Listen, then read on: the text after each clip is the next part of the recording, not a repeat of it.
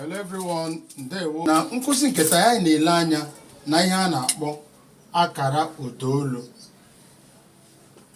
Akara ụdaolu nke ndị bekee na-akpọ intonation mark. Ị ga-ahụta uru akara ụdaolu bara n'ala Igbo, n'asụsụ Igbo. Ọ bụ ihe anyị na-akụzi n'ụbọchị taa. Akara ụdaolu.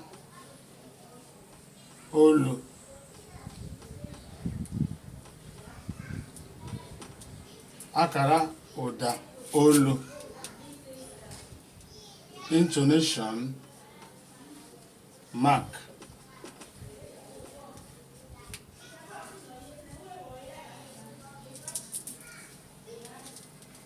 Ihe isiokwu a jiri dị ezi mkpa n'asụsụ Igbo bụ na dịka ndị bekee na-ekwu, ha sị na Igbo language is a tonal language. Ka ihe okwu a pụtara, when they said Igbo language is a tonal language, ọ pụtara na asụsụ Igbo na-adama na olu eji kpọpụta ya. Maka na e nwere ọtụtụ mkpụrụ okwu n'ala Igbo na asụsụ Igbo, ha niile nwere ofu nsupe, they have the same spelling. Mana ihe ga-egosi gị ihe dị iche n'ime ha bụ mgbe ị kpọpụtara ya. Ọgwa na gị na-ede ya ede, ọwụ na itinye akara ụdaolu, mmadụ agaghị ama ihe dị iche na ofu mkpụrụ okwu na nke ọzọ, n'ihi na ha nwere ofu nsupe. Aga m enye gị ihe maatụ ka ị were maatụ, mana bifo m agaghị ihe maatụ a ka m gwa gị, mgbe ole hụrụ mkpụrụ okwu n'ala Igbo nwere ihe a na-akpọ nkeji okwu abụọ naanị. Ndị bekee na-akpọ bisyllabic words. Any word that is only bisyllabic, it has only 2 syllables. N'ala Igbo, mkpụrụ okwu nwere nkeji okwu abụọ naanị nwere ihe dị ka okpu, okpu, ihe a nkeji okwu abụọ. Ma ọ ga-esi mmadụ asị ụkwụ, okpu,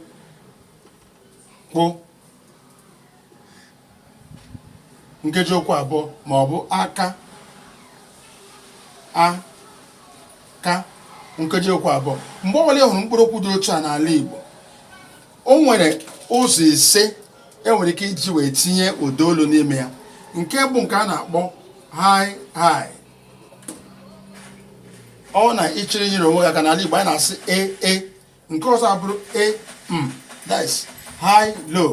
Nke ọzọ abụrụ low low. Nke ọzọ abụrụ that is low high. Nke ọzọ abụrụzi high high middle, which is a. Ya mgbe ole hụrụ okwu dị otu a nwere naanị nkeji okwu abụọ, okpu, ọ bụrụ na nke a adaghị n'ime ya, ọ bụrụ nke a ma ọ bụ nke a ma ọ bụ nke a ma ọ bụ nke a, otu a ka ọ dị. And ọ bụ ihe dị otu a ga-enyere gị aka ịmata ihe bụ mpụtara okwu ha na-ekwu mgbe ị na-akpọpụta ya. Ka anyị gị ihe maatụ ka o doo anya ihe a na-ekwu ugbu a. Ka a were mkpụrụ okwu dị ka nwere nsupe dị otu a, E, C, E. Ọ na m edepụta okwu a si kpọpụta mmadụ ole na ole ka ha kpọpụtara m isiokwu a, ị ga-ahụ na a ga-enwe arụmarụ ụka dị iche iche.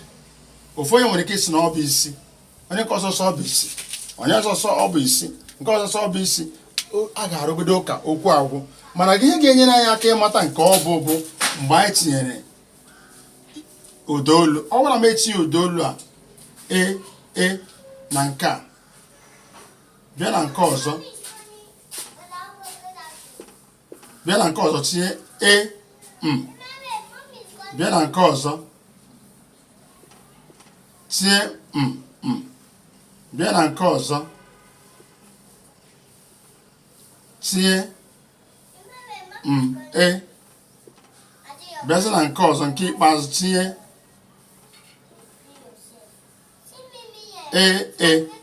gee m ntị ka m gbapụtara gị ihe mkpụrụ okwu anyị lepụtara. Nke a bụ bụ isi, which is head n'asụsụ bekee, head, isi. Nke a bụ isi, ihe ndị bekee na-akpọ either smell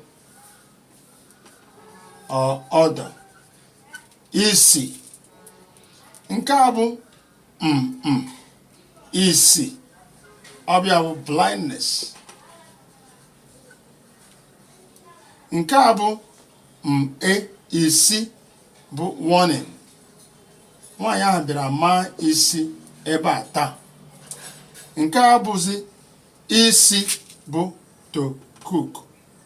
Ọ na-achọ isi nri ugbu a. She wants to cook now.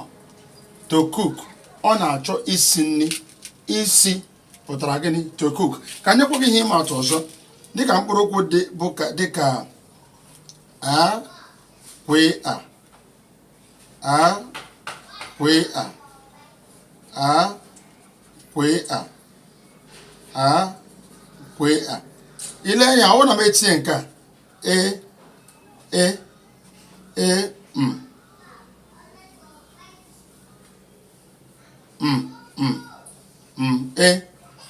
mkpụrụ okwu a bụ akwe a enweghị maka na ọ na gị si akwa. Onwe mkpụrụ okwu n'ala Igbo nwere akwa, mana ọ na-ekwuo akwa, ọ pụtara cry. Ọ bụ na ya asị akwa, ya bụ clothes. Ọ bụ na ya asị akwa, ya bụ ihe ndị oyibo na-akpọ bridge, ma ọ bụkwanụ bed, akwa ndina. Ọ bụ na ya asị akwa, ọbịa bụ egg. Ile anya na ihe niile anyị dere, ị ga-ahụ na nsupe mkpụrụ okwu a niile bụ ofu, mana ihe mere ka ọ dị iche mgbe ị na-edepụta ya bụ akara ụdaolu tinyere na ya. Akara ụdaolu ga-enyere gị aka ịmara ihe a na-akpọ ya, nke ga-enye gị ihe ọ pụtara ma n'asụsụ Igbo ma ọ n'asụsụ Bekee. Otu a ka o si dịrị. Ihe a bụ ihe a na-akpọ akara ụdaolu n'asụsụ Igbo. Ile anyị ga-ahụ na ọ dị ezigbo mkpa. Ihe ọbụla gbasara asụsụ Igbo, akara ụdaolu a bụ ihe dị ezigbo mkpa. So ọ bụrụ na ị bụ onye na-ahụ ihe gbasara ihe nkụzi a n'oge a, ị na-ahụ ya na YouTube channel anyị, ị na-ahụ ya na Facebook page or Facebook group, biko sonyere anyị na ihe a na-eme. Nyekwara anyị aka ikesa ozi a ka ndị ọzọ hụta ya, nwee ike kwado anyị. Ofu otu ị ga-esi bara anyị uru ka anyị nwekwa ike banyere gị uru. Anyị na-ekele gị maka ịnọnyere anyị. Onye nwe anyị gozie gị.